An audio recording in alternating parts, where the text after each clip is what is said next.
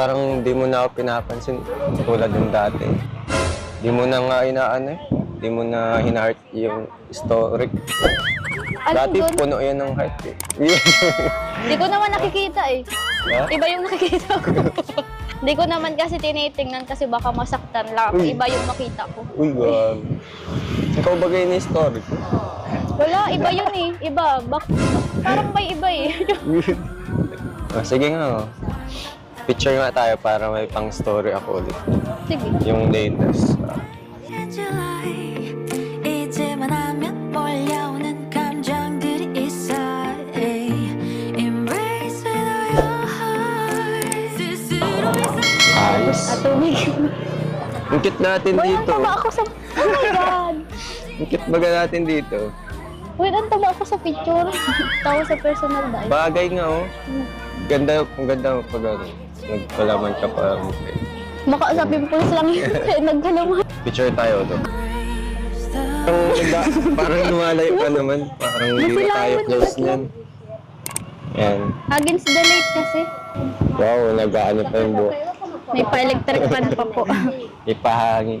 Ganda ko pag ako. Bagay naman kahit taba. Ang ganda. Oh. Parang may kamukha ka. Sino? Yung ano, future ko. Kulang na lang po maibog ako ng tubig.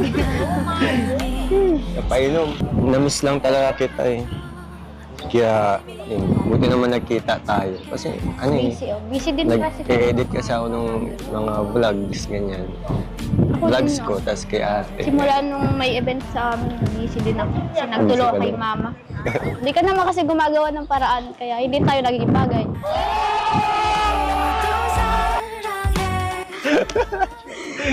Bumalik bigla dun. Pinakilala na nga kita sa magulang ko eh. Pinakilala bilang, Hmm? bilang ano? Bilang si Rose. Wala naman ano. Kinantahan pa kita. Ano bang sinusumbat? kahit Sinusumbat kahit na wala lang. sa tono. Ano bang meaning doon? May sing-sing na nga. Sing-sing, di ko naman suot. Asan na ba? Di ba pag Hindi ko sinuot ko tuloy yun, mabigay. Hindi ka kasi nakasagot na yun. Sige ko, pag di mo ko sinagot, di, ano, inyo na lang muna tayo. anong klaseng email? Pala, desisyon ka. Kung nga magdidesisyon sa sarili ko. Joke lang.